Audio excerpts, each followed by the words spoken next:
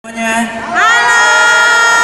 Assalamualaikum warahmatullahi wabarakatuh. Waalaikumsalam warahmatullahi Nama gue Yuda wabarakatuh. Keling dan percaya atau enggak, gue di daerah rumah gue itu terkenal banget.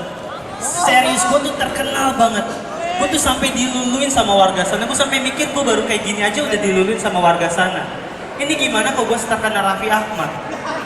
Mungkin kalau gue terkenal Raffi Ahmad, setiap kali gue pulang ke daerah rumah gue pulang ke Citayam, gue tuh langsung diarak sama warga. Gue diarak terus dibakar. Dan gue tuh lagi rada bingung, kenapa sih anak muda zaman banyak yang nggak bisa ngejahit? Kenapa anak muda zaman sekarang banyak yang nggak bisa ngejahit? Padahal menurut gue menjahit itu pekerjaan yang penting. Soalnya gue nggak kebayang kalau orang-orang zaman dulu banyak yang nggak bisa ngejahit.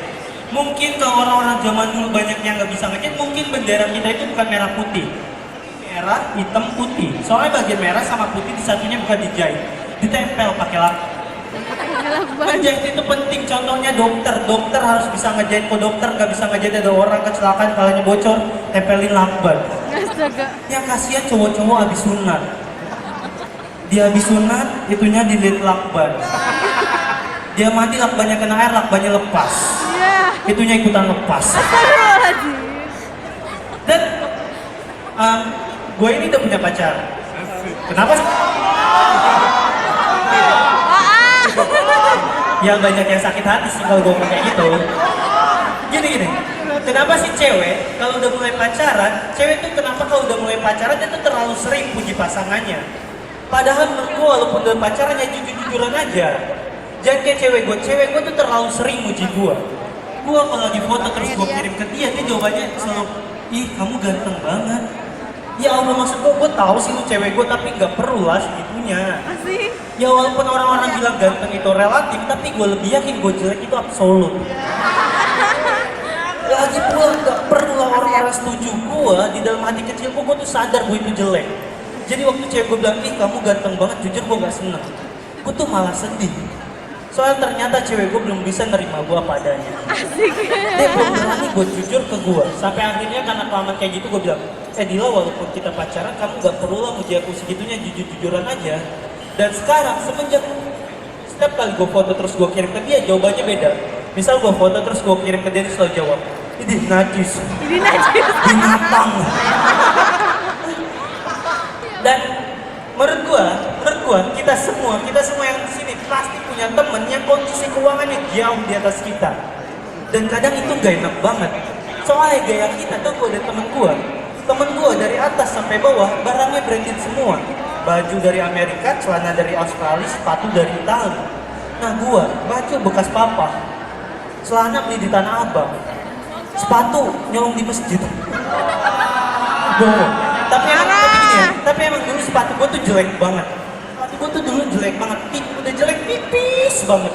Dulu kalau nginjek paku payung aja langsung tembus ke paha. Tapi sekarang sepatu gue udah lumayan bagus nih. Di endorse, dikirimin paketan. Gue seneng banget paketannya, gue buka ada tulisannya, sedekah buat fakir miskin.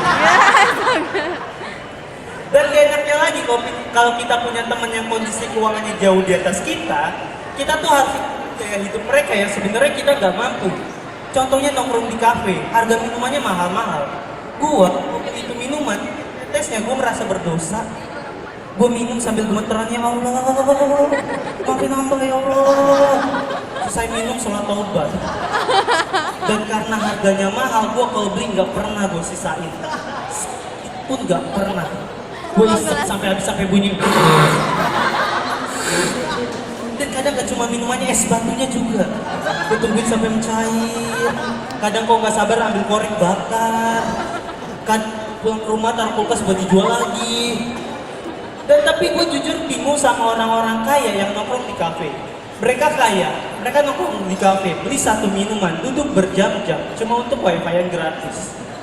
Katanya kaya tapi wifi-an gratis. Jadi di mana kayanya? Jadi menurut gue sebenarnya kafe yang ada di sini itu warnetnya kelas menengah atas. Cuma bedanya di sana nggak ada paket malamnya dan di sana nggak harus lepas sendal. Nggak ada kan kafe yang di depannya ditulisin alas kaki harus dilepas, batas suci. Dan lagian yang ngapain nongkrong di kafe? Di kafe tuh apa-apa mahal. Kopi harganya 50.000. Lu beli kopi 50.000 di warkop setahun nggak habis-habis. Meledak-meledak tuh mata. Di kafe spaghetti 65.000, di warkop spaghetti kagak ada. Goreng lebih banyak. Tapi ya jujur gue tuh pengen banget jadi orang kaya. Gue tuh pengen banget jadi orang kaya. Gue tuh pengen ngerasain kalau soalnya jadi orang susah tuh capek gitu. Masalahnya itu tuh doang, udah hatam. Gue tuh pengen jadi orang kaya yang kalau gue pengen ke Gandaria City, gue tuh bingung mau naik mobil, naik taksi, atau beli perusahaan taksinya. Gue tuh pengen jadi orang kaya, gue tuh pengen ngerasain bingungnya harus pilih iPhone 6 atau iPhone 6 Plus. Soalnya selama ini masalah gue cuma sekitaran di pulsa yang goceng atau yang ceban. Kalau yang goceng gak cukup isi kuotanya, mau ceban gue gak jajan. Tapi gue takut kalau gue jadi orang kaya, karena keluarga gue udah biasa hidup. Waktu gue jadi orang kaya, rumah gue renovasi, papa gue tuh kaget. Jadi rumah gue renovasi, kamar mandinya gue pasangin shower. Waktu papa gue datang ke kamar mandi, dia mau mandi, dia nyalain showernya, dia ambil gayung, dia tadangin. Iya, Dari gitu pindahin ke ember. Dari ember baru mandi.